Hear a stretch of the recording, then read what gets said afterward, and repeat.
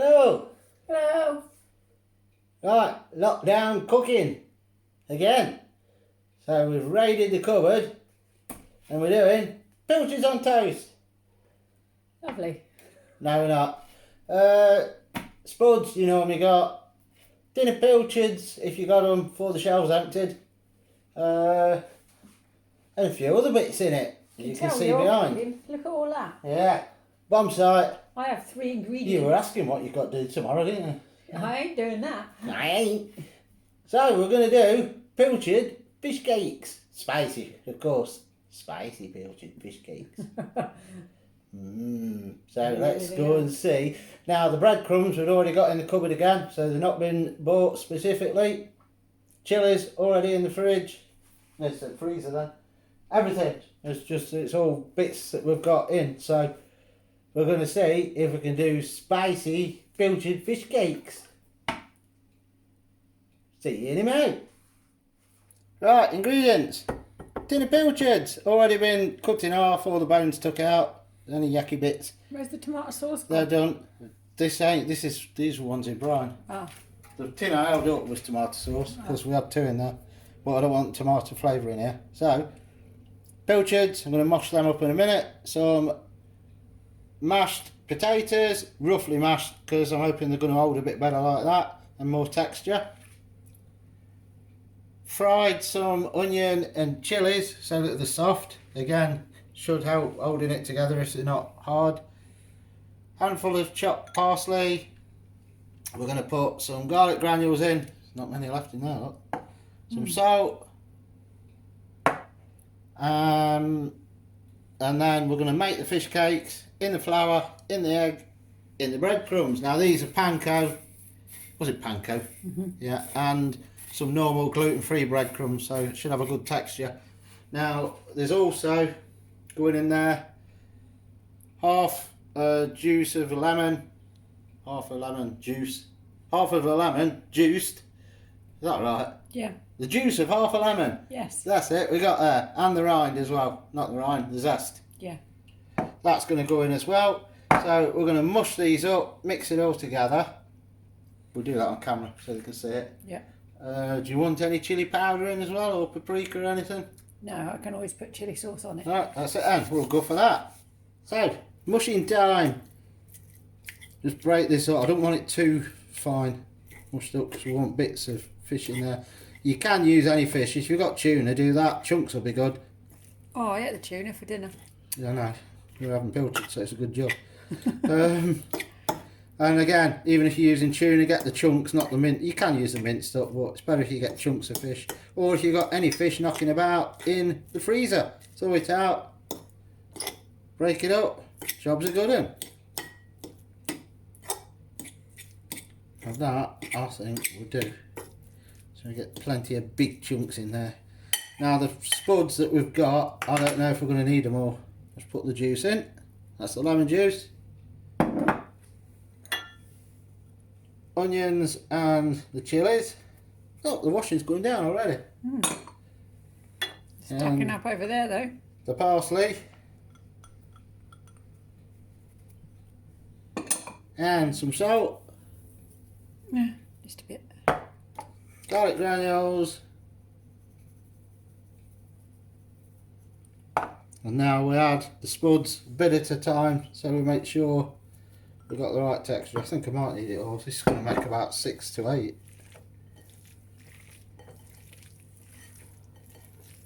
Now if it don't bind, we'll just put a bit of flour in. So I'm not sure yet. Oh, I wondered why that was out.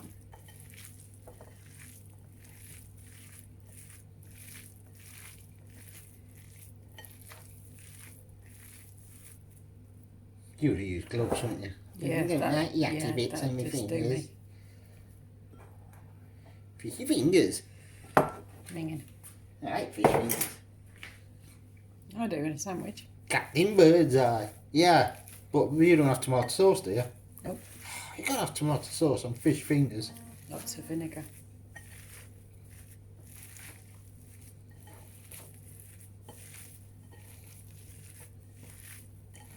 Now, we're just going to do 2 to start with, just so you can see them, because then we're going to make some chips and have the rest later.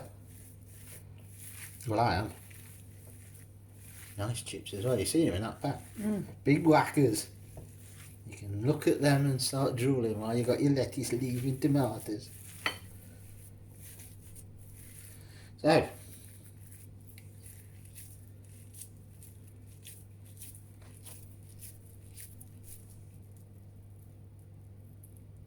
oh, it's parsley. I thought they were a bone then. I was going to say, oh, you've got a big bone in Pilchards.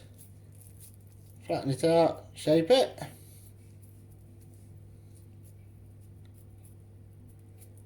Can't see, that's it. And that is one done. So then, what we do is we'll pause it because I need to get the oil hot straight in the pan. So I'll make another one the same as that, and then we'll be back in a moment Do it now to show so you we what can cooking. see you, but hold your hands where I can see them. Right, hang on then. So next one. My phone's just gone before we started record, so you might hear it vibrate. Now these might not be the same size. So into a bowl, and then mould it as you're flattening it, because if you just flatten it straight away. If you flat it straight away, it'll just crack or split.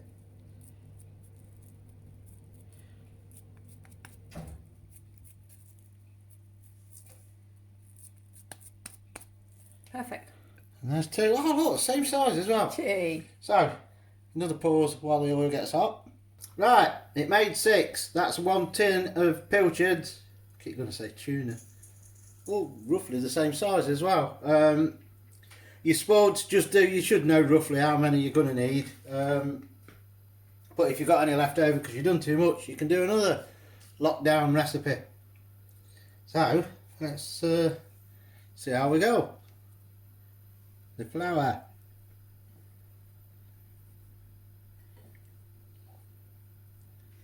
And then we get messy. This is the bit where they can disintegrate. This is the bit where I would definitely have gloves on.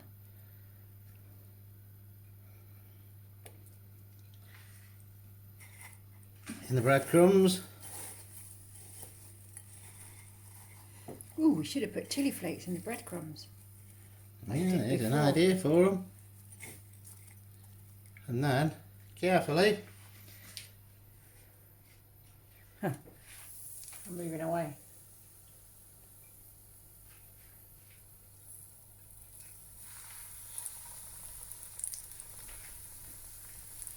Round 2.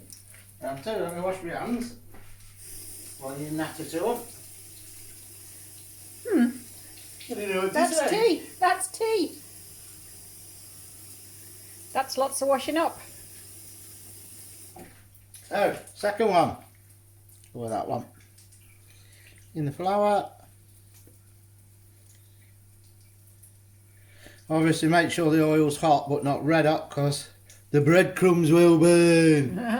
That's not the spices for a change. No, I've not said that for a while. No. Then into the yaki bit.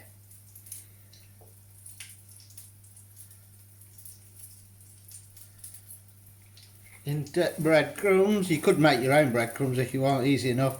If you've got 60 loaves that you bought, mix them into breadcrumbs.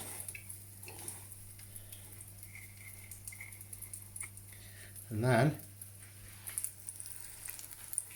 into the oil. What's that?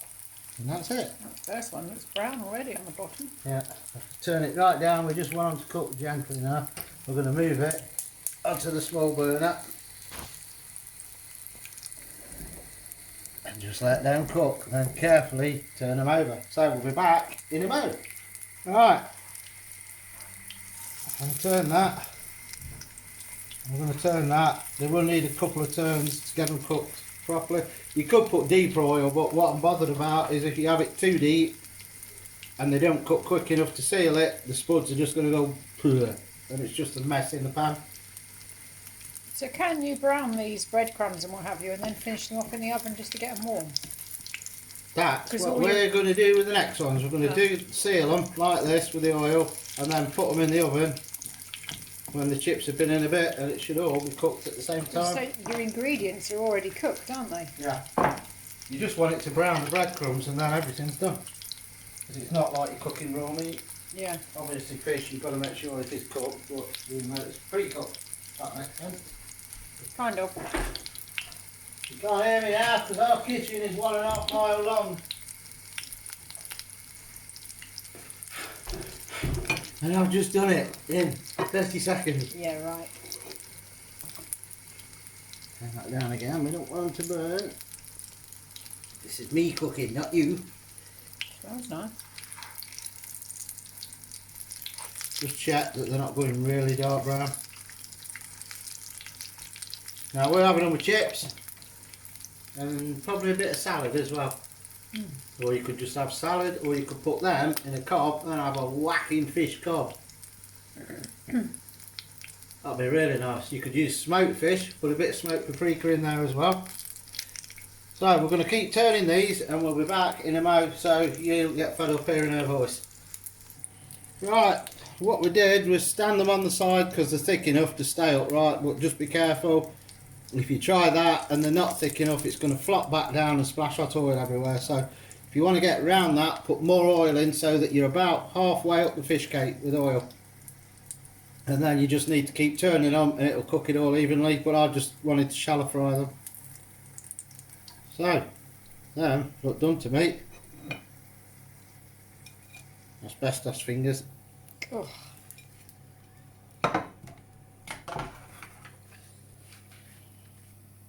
So let's have a look.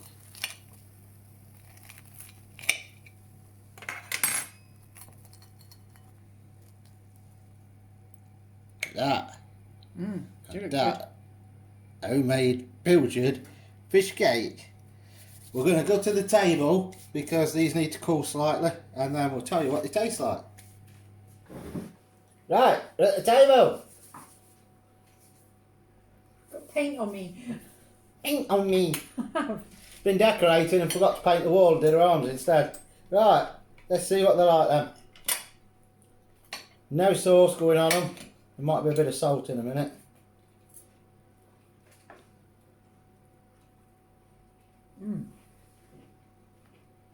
Oh. Oh, nice. Yeah, I know it sounds silly, but when you've done them like this, the pilchard's not as fishy. No, it's not.